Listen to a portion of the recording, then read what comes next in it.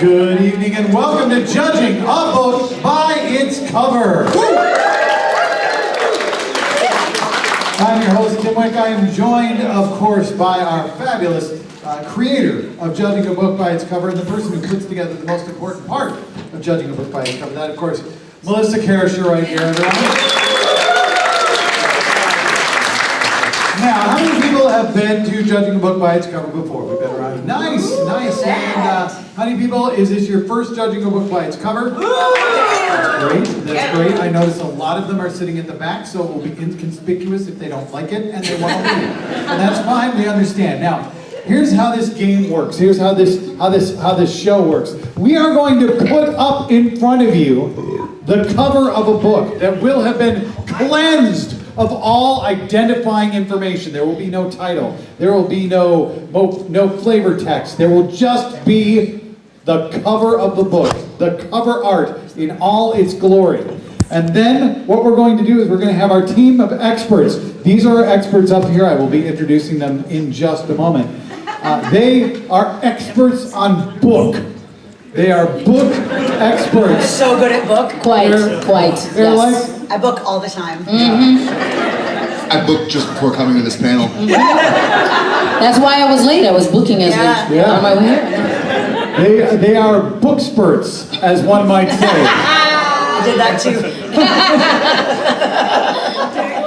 And just looking at the book cover, they will be able to tell you not only the title of the book, but they will be able to provide you an entire synopsis of the plot in 5 minutes or less. We know, because Melissa will time it. So, after each round, there will be a judging, because it is judging a book by its cover, in which one of the two teams will be determined as the winner. The judgment will go like this. I will ask the audience to applaud for which team they believe won. And then I will choose which team I believe won. And that will be the team that wins. Science. Does that make sense to everybody? You understand what we're doing here today? Tim, you're like the electoral college.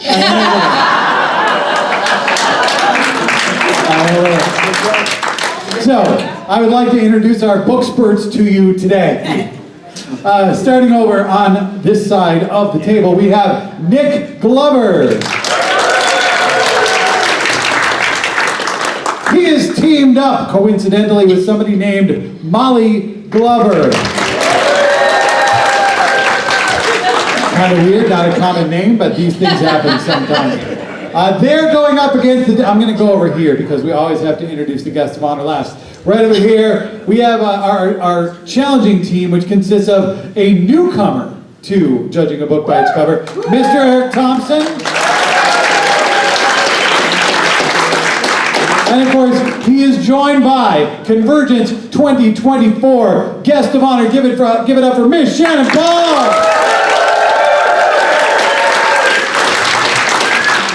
And this entire thing is going to have to end on time because Shannan has a Mainstage show at 8:30. Yes.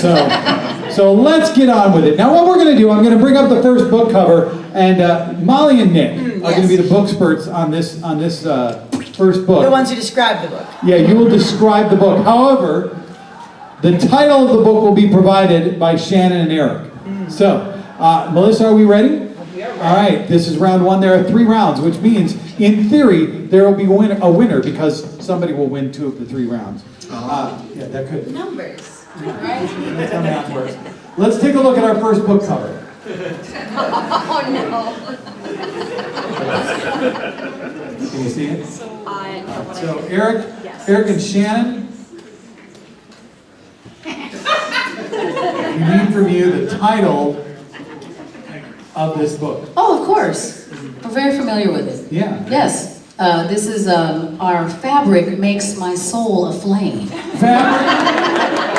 Fabric makes my soul aflame. Yes. Fabric makes my soul aflame. Yeah. I think they talked about this on the Smut panel last night. Absolutely, they did. It was spicy. Yes. All right. So, Melissa, is our timer ready to go? All right, Nick and Molly, you have 5 minutes to explain the plot of Fabric Makes My Soul Aflame Go. So I'm actually a little embarrassed to talk about this book in mixed company because Shannon's not wrong. It is spicy. Nick actually, so it was actually our 19th anniversary of dating yesterday. And on that date, Nick read this book out loud to me while we were sitting in a hammock eating peaches. And woo, it was, it's wild. They're super juicy, and so were the peaches. Yes. As you can, so we start, it starts out like a very classic boy meets girl, right? You know, boy meets girl, boy loses girl because girl lights on fire. This becomes a very key point in the plot. And now you're not seeing her on the cover, actually. You're seeing the girl he meets after he lost the love of his life. He is now tortured by these memories. And that's a word, rememories. He's tortured by his rememories of this girl lighting on fire because her dress, her wedding dress, caught fire right before they were to wed. It's just, I mean, I don't want to get too deep into the weeds on this, but she has some really rare skin condition where certain synthetic blends cause her skin to just start on fire. And as much as she was assured that those were not present in her wedding dress, they were, and it's a tragedy. But that's really all just in the very first chapter. So then our protagonist, he meets this other girl, and you know, he's obviously reluctant to love, but she talks him into it really filthily. Like, she just really convinces him why he should. She kind of bosses him. Yeah, it's really, yeah, she does. And there's this whole section where she's describing different cotton thread weaves. Like, oh, your dick is like 800 count Egyptian sheets. And it sounds like an insult, but it's actually because it's silky smooth. And it's so nice. And he's, you know, well, you remember the thing about the breasts. I think the areola bumps were compared to like the ribs of corduroy. Yeah, it was like you have the widest whale nips I've ever seen on a woman, and it's just so sensual. You really feel the fabric as you read the book. Generally, people don't like to be told they have whale nips. I will say this book actually has something really unique about it. If you get the first edition, there are swatches of fabric to stroke, like the book. You are stroking while you are reading these amazing, like just so dirty, these passages, my God. It's meant to be like a tactile experience. You get to like feel it on different parts of your body as you're experiencing all the parts of your body. Some of those fabrics are a little rough. I might not, but you know. The tweed section felt like BDSM. It was like a very rough tweed, and like, oh, you're a harsh beeve, and you know, and okay, so at the ending. The burlap with the burlap? With the burlap, yeah. It was so hot. It's really hot, and because it doesn't breathe as a fabric, and so she's just drenched in sweat, and they have to actually go into this hell portal that opens up. It actually turns into this weird, takes this weird kind of like science fiction-y fantasy turn in the middle. And they have to go into this hell portal, which is only wearing burlap. And of course, our boy, he's got the flashbacks. It's all gonna happen again, right? The fabric, the flames, the potential loss of nips. love, the nips. I mean, just all of it. And in hell, he gets to meet his previous lover who died, and she did go right to hell. She was not a good person. It's so beautiful because she like gives them her blessing, and then they all fuck, and it's like, it's just, and like the bit at the end there, it's like it's like a match, you know, like the match strip that you strike a match on, so you're striking, so you're really smelling that sulfur while you're reading it. You know, like, I mean, I can't light a match anymore without getting wet.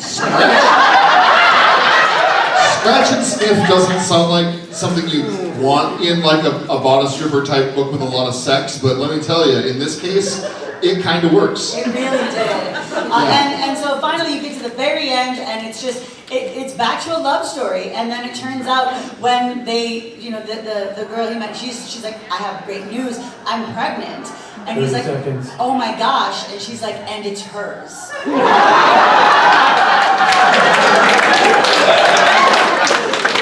And so it ends with them like, you know, being given burlap baby clothes for their baby that's on the way.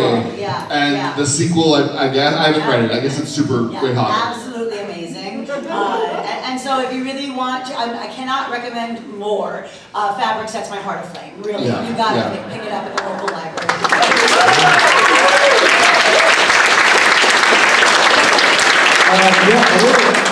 A little known fact about that book. At smut conventions, it is the most cosplayed book. Oh, that It's kind of makes sense. amazing. Burlap is so cheap. That makes sense. All right, well that was a great description of that book by our two bookspurts. But they aren't the only two bookspurts on the plane, on the stage. Excuse me. We have two other bookspurts, and we have another cover. So we're going to bring up cover number 2. Wait. Oh, you're right. We have to see the original. I forgot. We haven't done this in a year. Let's take a look at the actual name of this book.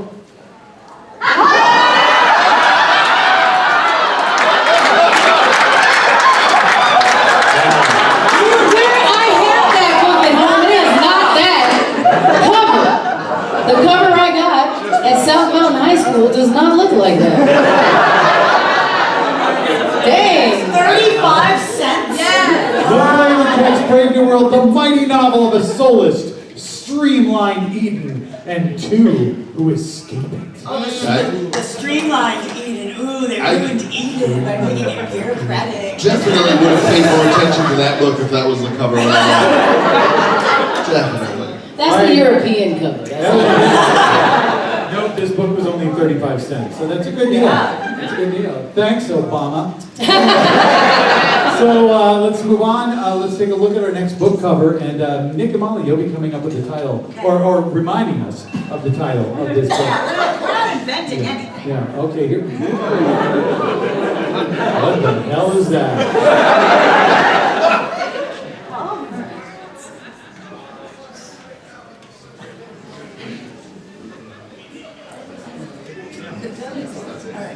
Yeah, we know that one. All right, We fondly remember this one. Yeah. It's this is the horror story. I was a teenage glory hole. the horror story of I Was a Teenage Glory Hole, which Shannan and Eric have now 5 minutes to describe in explicit detail.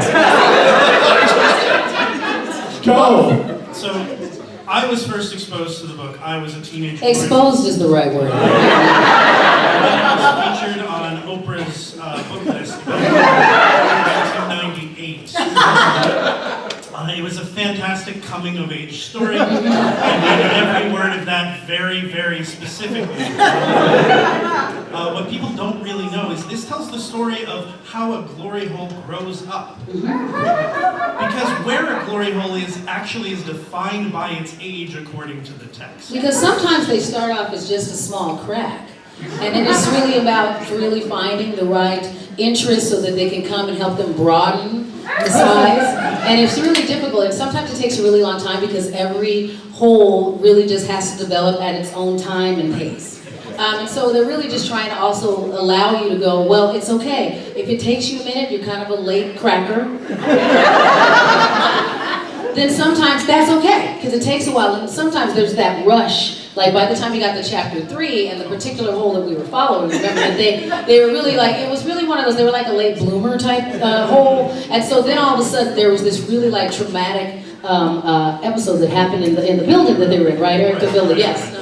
So it started off with the first few chapters. You're kind of following this very young glory hole as it lives out in the country. It's very far away from people. It starts off in a fence. Yes. That's what we're seeing here, which is a very lonely life. It's a very slow start, but you live and you learn and you grow, and eventually the glory hole obviously decided to move away from the country. I think it was partially when it was really interesting to me that there was just like not finding its right commonality and soulmate. There was just a lot of like farm animals and such there, and it was just like, that's just not really my jam. I need to go out on my own.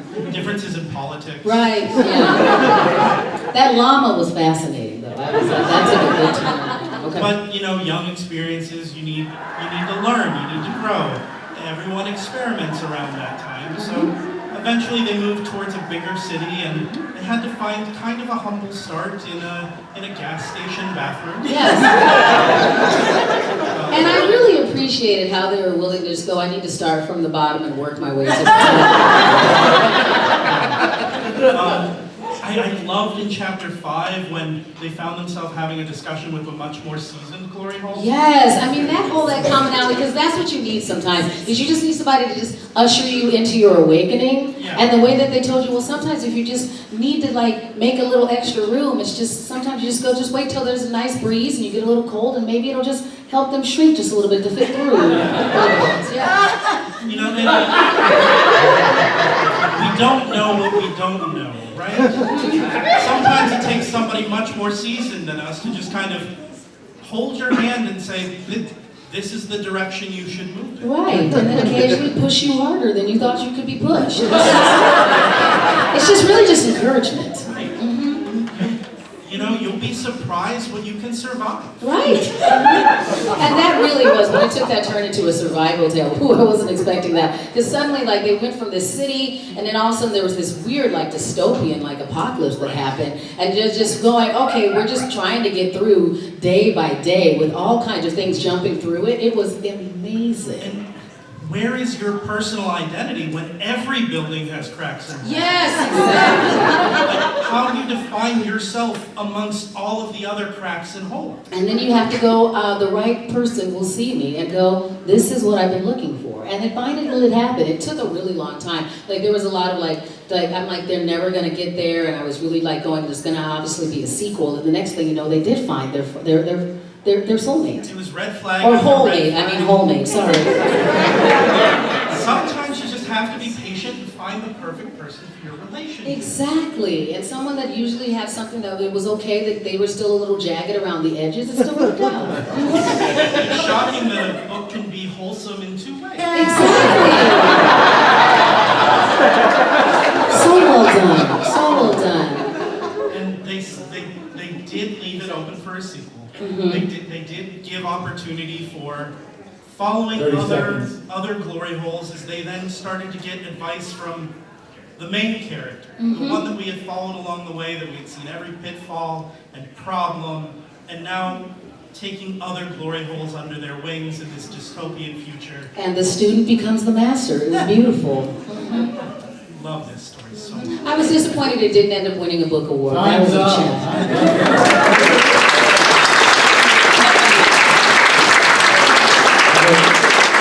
Just so you know, Nick and Molly did that and included all the filthy because I am known as one of Minnesota's clean comedians. Which is why she's giggling her ass off. She's like, let's see if we can share it.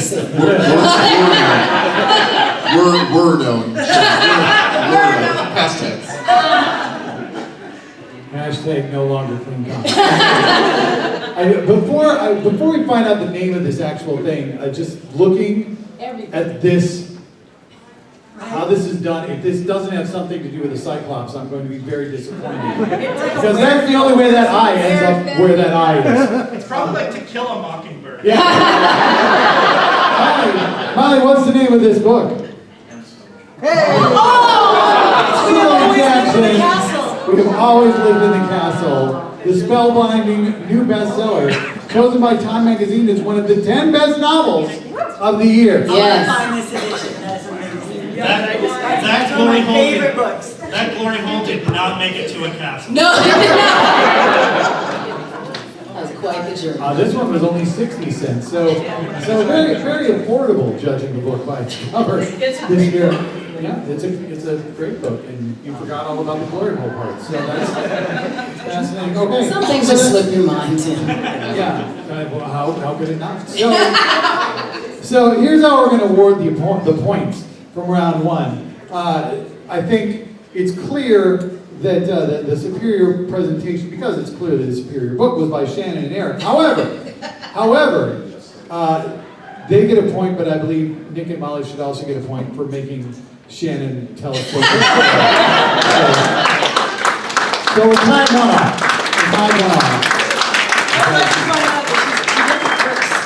No. We're Well done, Tim, unbiased yet biased. That's how he rolls. That's how I roll. All right, so that is our first round under our belt. We're moving on to round 2, where the scores are double. Yes. 2 points for everyone. You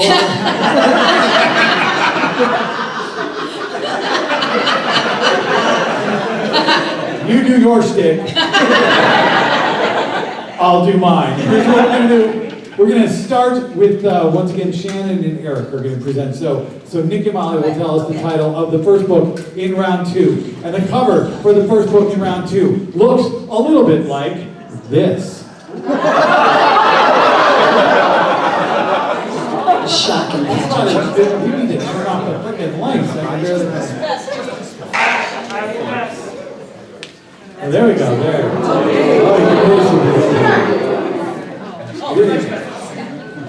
Yeah, you can bring the lights back so they can actually see the panelists. That's fine. Just fine. Okay. So, Nick and Molly, we need to know the title of this book.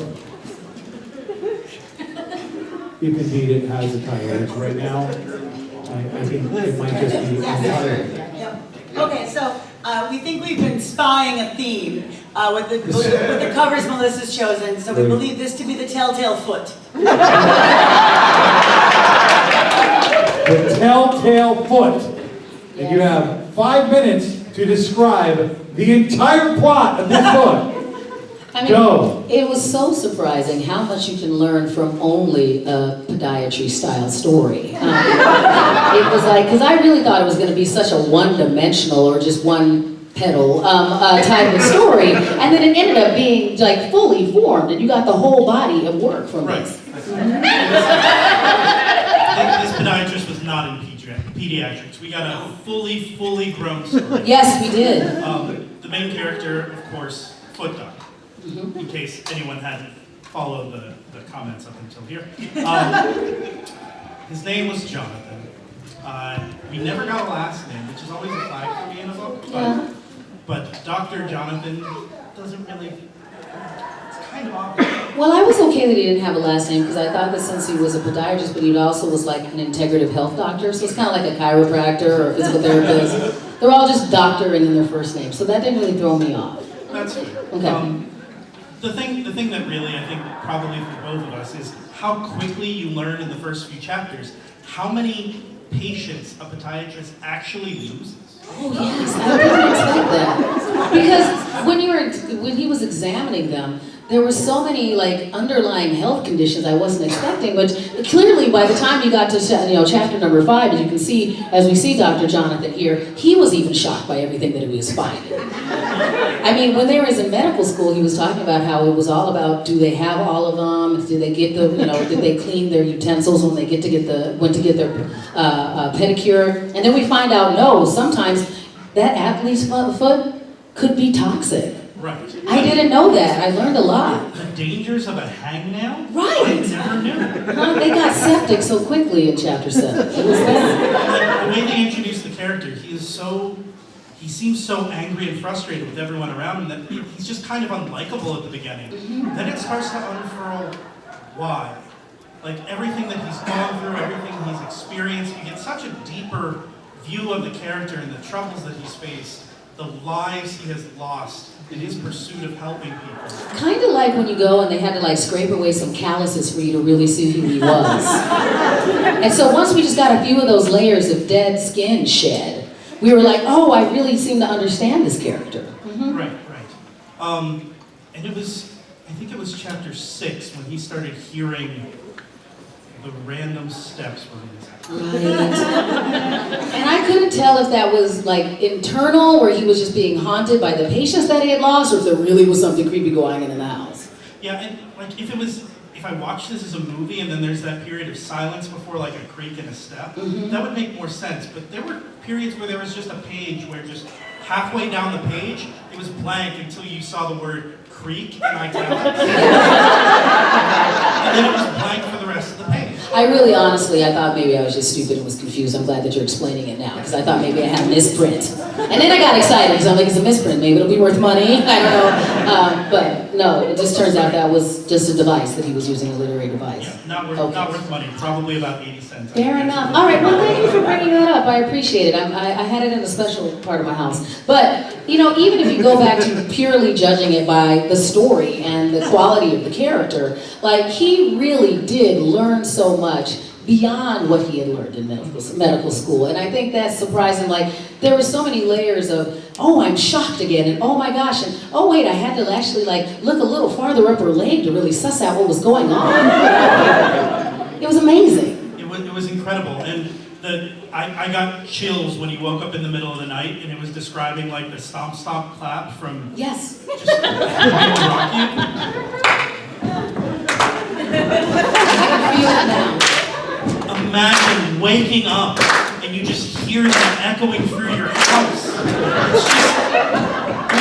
It's just running through your house, opening door after door, trying to find where that is, not finding anything, and it's just patience somewhere within the walls. Help me, Dr. Jonathan, help me. It still haunts us. It still haunts you. But that's what you really want, is you want something when you read it to stay with you like that. That in the quiet moments in your home, you're like, oh, is that real or is it just memory? Right.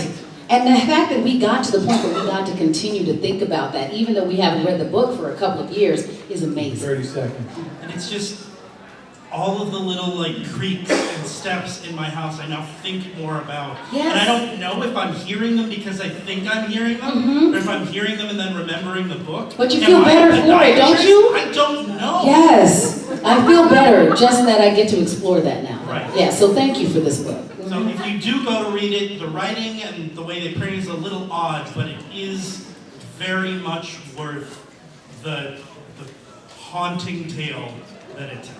Yes, it is. Yes. Time's up.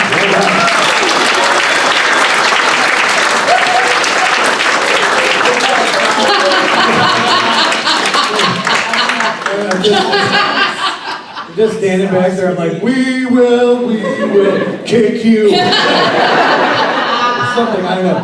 And I'm also very intrigued to find out what other books are in that special room in Shannan's house. Oh, it's the one where it's like I regulate the air temperature. Oh yeah, I bet Yes, you do. I do. Mhm. And it doesn't help with this book. But that's, in fact, the Telltale Foot is not the name of this book. I know. I'm shocked to learn that as well. What is it there, Melissa? Darn it.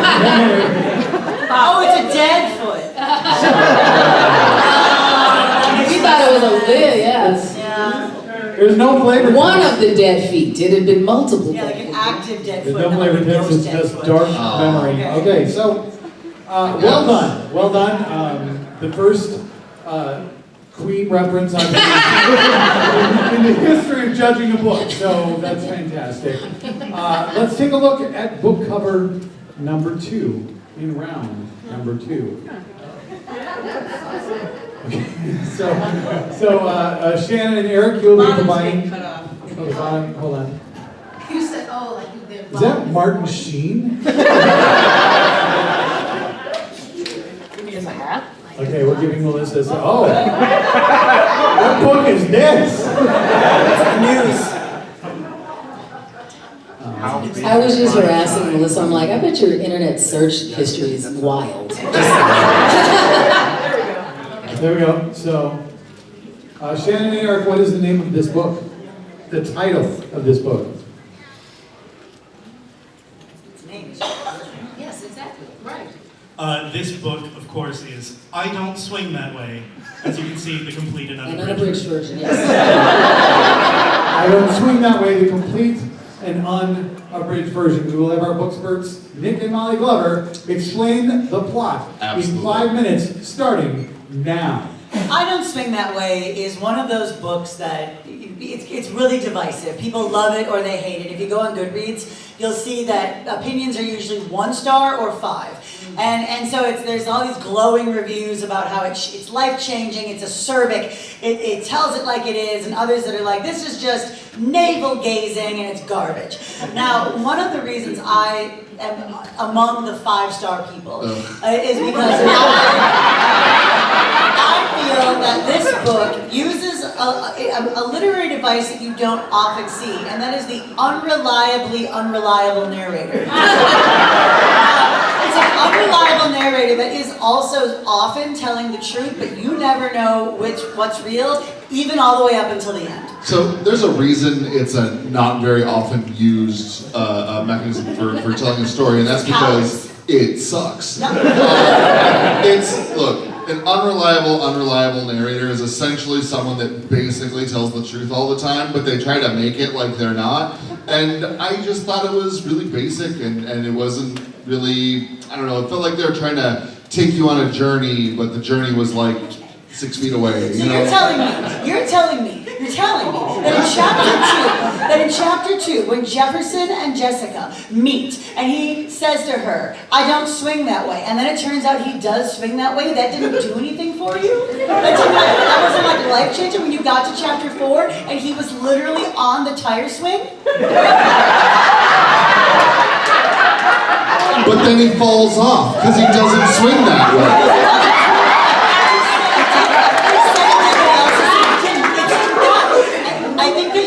Not understanding all the lawyers is the problem. But I will say, okay, so then hold on. So this has been a common fight with us this whole time. So there's a splintery seat that he's describing, Jefferson is describing as being a rough-hewn board. I will never forget this gorgeous turn of phrase, a rough-hewn board underneath his firm pink buttocks. And he describes getting the splinters and asks Jessica to remove them, and then the splinters aren't there, they were in his mind. And I was just like, I didn't even know books could do this. So how did that make you feel? You didn't think that was incredible? So again, unreliable, right? Like he has splinters. Unreliably unreliable. He has splinters. Oh, but he doesn't have splinters. Right. But he does because he feels the pain and essentially, he was bleeding, but there was no splinters. Yeah, it's this weird butt stigmata thing. A weird butt stigmata thing. It's like the crucial point of the book. The rest of the plot revolves around the butt stigmata. See, I don't know, maybe it's because I'm not religious. I just didn't feel like Swinger Jesus was really something we needed from books. It's not religious stigmata, it's secular stigmata. Like Christmas, it's the kind of stigmata that happens when you try to pretend to a girl that you swing a certain way and then you don't, but then you do, and the splinters get in your butt, but they don't do it. The whole time, Jessica's like, look, dude, I don't care. He's like, I assure you, I don't swing that way, and she's like, I don't give a fuck. Well, because she's a swing instructor. Because she doesn't, she's a swing instructor. That's her job, that's her profession. She doesn't want to bring it home with her. She doesn't care that he's not into swings or if he is into swings. She loves him for who he is. But they met at the swing bar. They met at the playground. So if you're meeting at a playground with a swing instructor, I don't understand why you don't think this would be partial to the reason he wants to be with her. Okay, well, hold on. So maybe we don't agree on how they meet in the beginning part, but how did you feel about the denouement when we learn what we learn about Jessica's secret past? Yeah, so a swing killed her father. And so she's a swing instructor because she feels that putting that many butts on swings is punishing the swings for what they took from her. She's like, haha, think about all the diapers, haha, all the farts.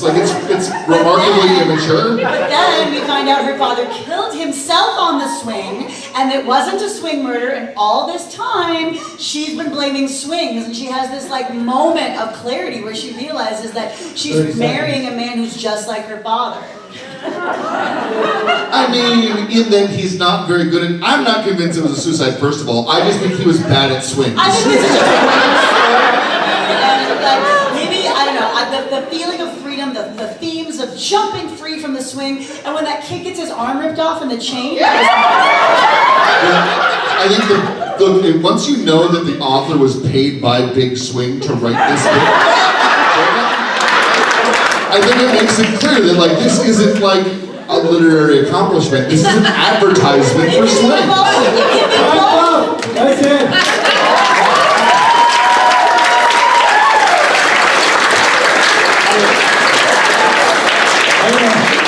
I don't know what the rest of you, but I think I did figure out the problem, which is Molly read the unabridged version and Nick read the abridged version. Yes. That's clearly the problem. Also, They're actually identical in page length. We just removed certain words. The abridged version has a swing that hangs from a bridge. Yeah. Actually, also, this is an amazing coincidence. Butt Stigmata is the name of my Black Sabbath cover. I don't know how that happens, but I guess I don't swing that way. Melissa has informed me is not the actual name of this book. Yes. Oh, really? All right, so what is the name of this book, Molly? The Drowning Pool, a hard-boiled murder mystery about a beautiful blonde who offered a tough private eye a one-way ticket to the Mars. Does she murder him later? That's fascinating. Good. It's hard boiled. She looks so like, I wouldn't do that. I'm a nice lady. But she just murdered him and dropped him in a She lake. waded into my pool, 10 pounds beautiful in a 3-pound suit. And he's talking from the grave. Good. She drowned him, so he's up here. I'm super looking forward to the Drowning Pool 3 in Wolverine this summer.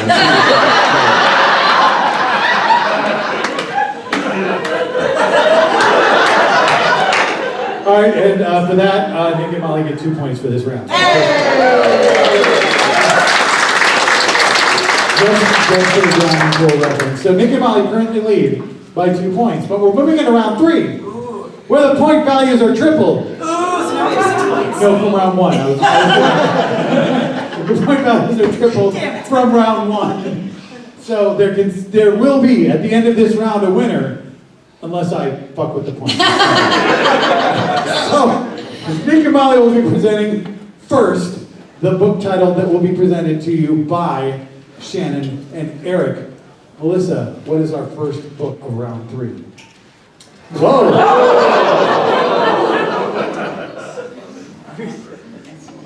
Well, I mean, if this is a movie, it would be The Return of Jafar, but probably better. probably not that. All right, what is the title of this book? Oh, it's the first of its series, so we're very excited to hear them tell us about Cobra Kai, the origin story. Cobra Kai, the origin story. Nick and Molly, I didn't know there was a novelization, but I'm excited to hear about it.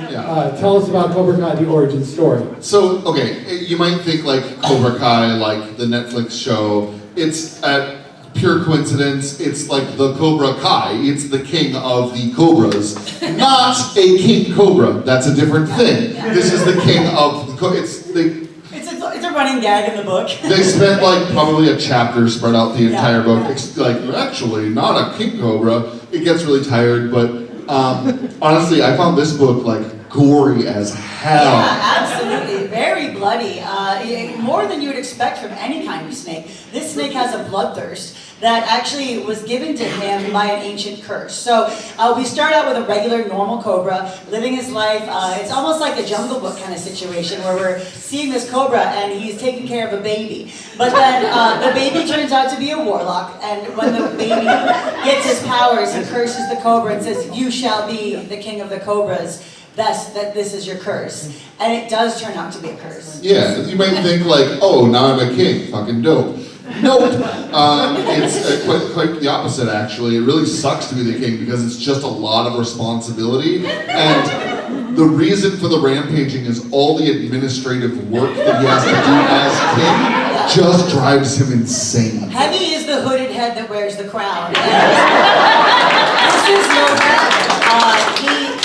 he tries to make things better in town. There's a little town, there's like a city nearby the jungle where he lives, and so he goes to the city because he's realizing I need to start meeting the people I'm ruling. He has this whole, it's very POV, so he's talking to himself about, I don't believe in ruling without representation. So I'm gonna go and make sure that the people see me and that they can touch my scales and see I'm not slimy, I'm dry and nice. And as he's doing that, people are just fleeing from him and screaming. There's that one scene with the kids.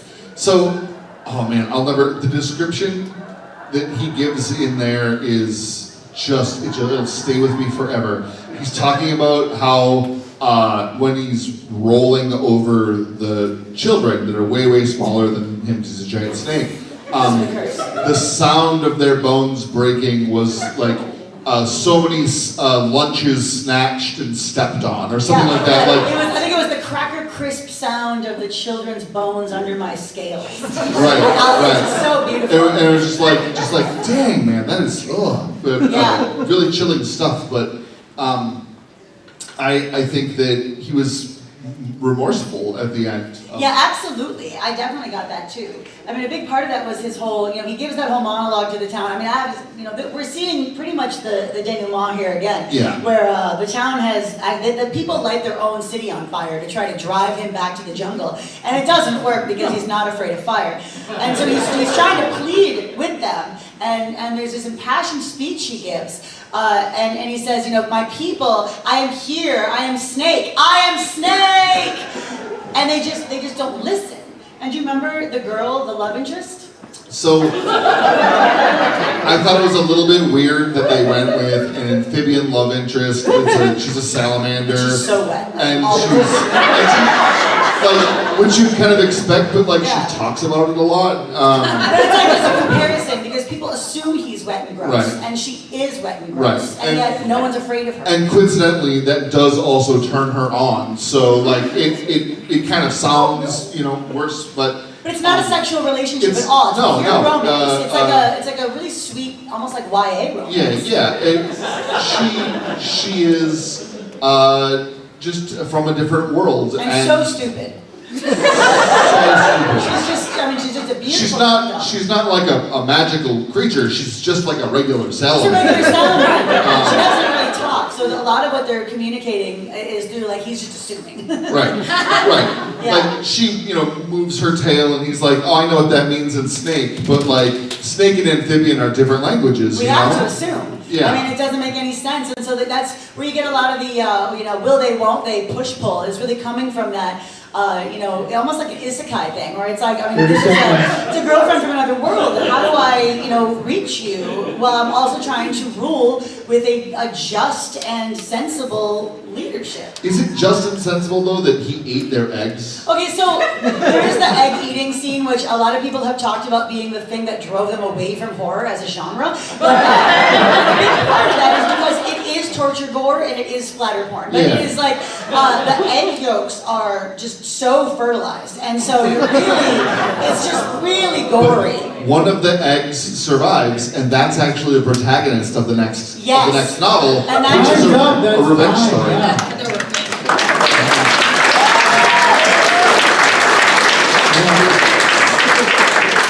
Another amazing coincidence, I am Snake is my favorite line from Escape from New York. So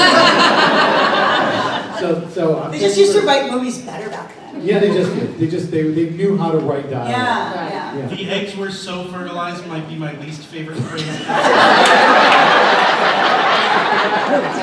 We had to bring that up, didn't you, Jared? We have to bring up. It's not actually the title of the book. That's not the book. I don't believe What you. is the name of this book, Melissa? Gila! You'll never know what real fear is until you're caught in the flesh-rending bone, splintering jaws of Gila. The cracker crisp crunch of their bones under my scales. That title actually makes sense for this book. Like, normally I'm like, where did you find that? Then I'm like, fair enough, Gila, yes. This becomes a biopic of everyone's favorite SNL original cast member. That is quite possibly the least Gila monster looking that was clearly painted by somebody who has never seen Gila. They're like intestines. Maybe yes. I would think most Gila monsters would have legs. Yeah. No, with his breast. Like coming out of its head. Yeah. Anyway. With the way the titles have been going today, I was kind of expecting Pride and Prejudice. Actually, Sense and Sensibility. You've changed. Gila is a giant Gila monster horror adaptation of Pride and Prejudice. So you're not There we go. far. Okay. Let's go to our final book cover of the evening. Excellent. This is from Vicky Mom. We're going to come up with the title, and then of course Shannan and Eric will tell us all about it.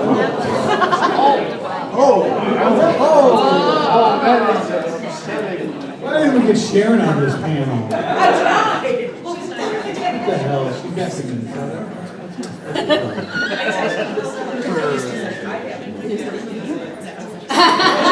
So yes, she's not here, Sheridan.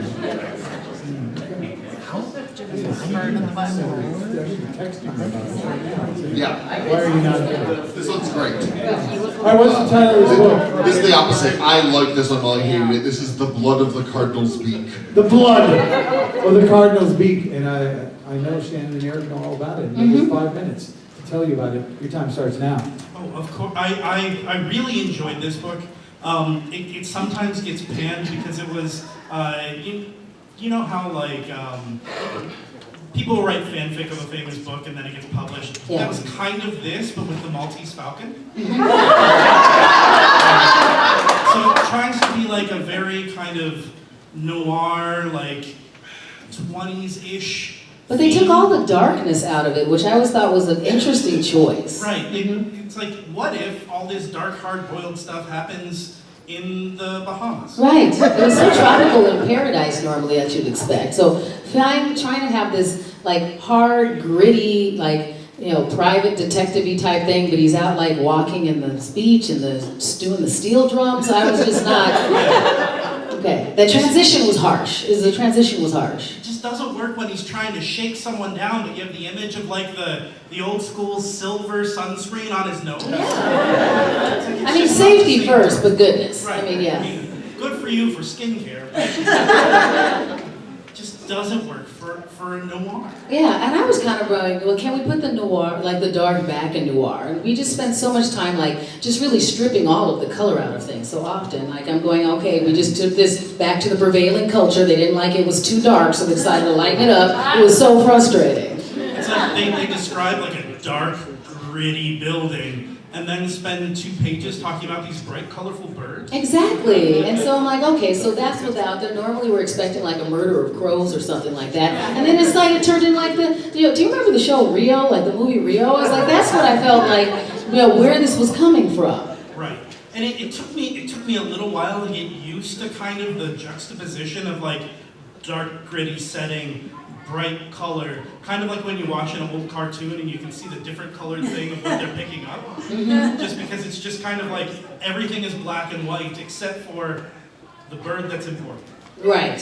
So that was always a very telltale sign that something important was going to happen, or maybe like a sign of like if there was a bell telling you that somebody was about to die. So that signposting, after a while, just really got him like, oh, okay, I get it. We're about to hate this person and they're going to die. But after a while, I'm like, why do I bother to like any of these characters? Because there were so many birds. I'm like, nobody's going to make it to the end of the story.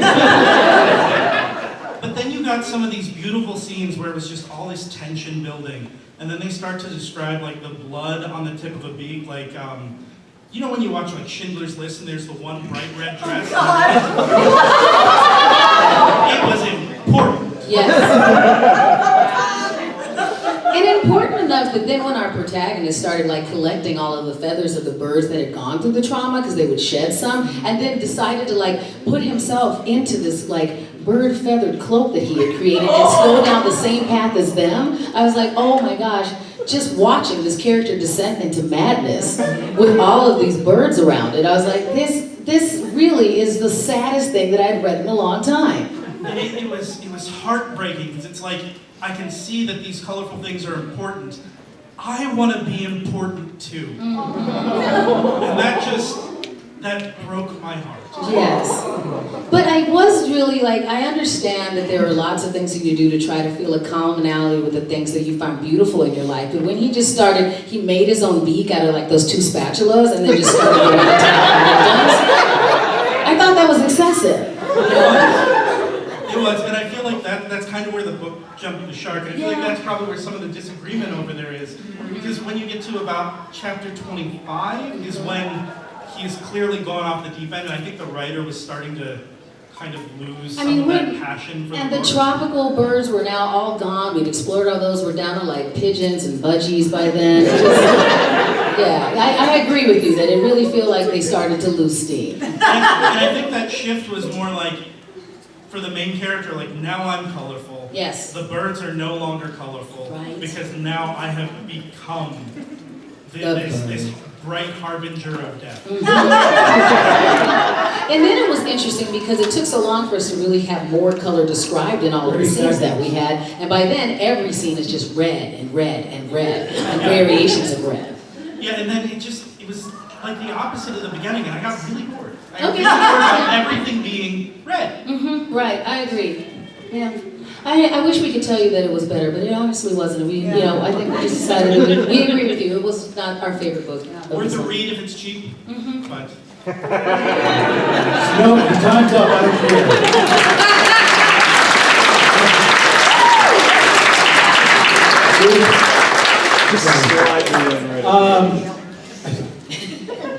I find it fascinating. My brother is a birder, and so I do know that in any birding book, when you get to pigeons and budgies, it's basically all over. Oh, really? What's his bird cloak like? He'd have to tell you himself. Majestic. All right.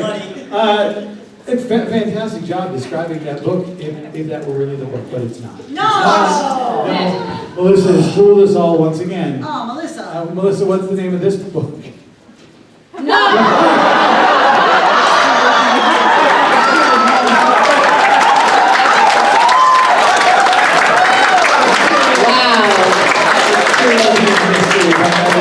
I bet my grandma bought that at a grocery store.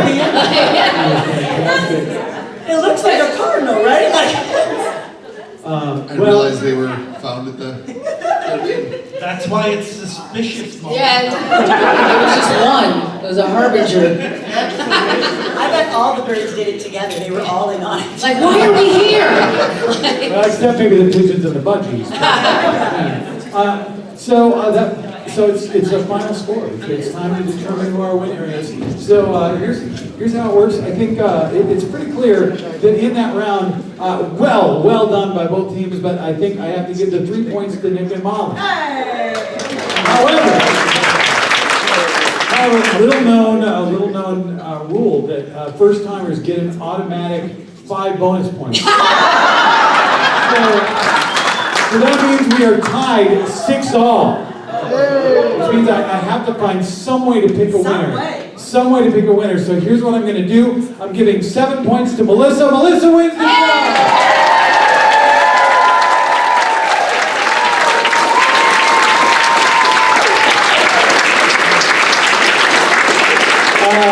It's about time you won one of these, Melissa. Absolutely. Because really you've won every single one of them up until now. Before we go, I just want to make sure y'all know, Shannan, of course, fabulous CONvergence guest. $8:30, yes. You can come see us. You might as well get comfy and you can stay for vilification tennis right afterwards. Shannon, you got 5 minutes. Yes. Oh, wait, shoot. Bye! My name's on the show. No, it's at 8:30, isn't it? Yeah. Oh, 8:30? Oh, God. Shannan. Take it away, your win, Melissa!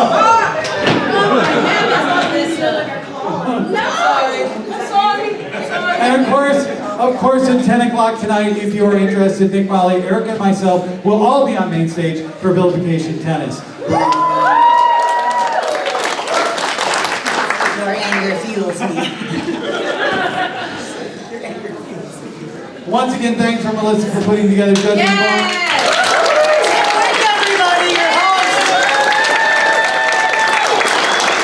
Everybody have a great evening. Enjoy the rest of the con. Thanks for being here.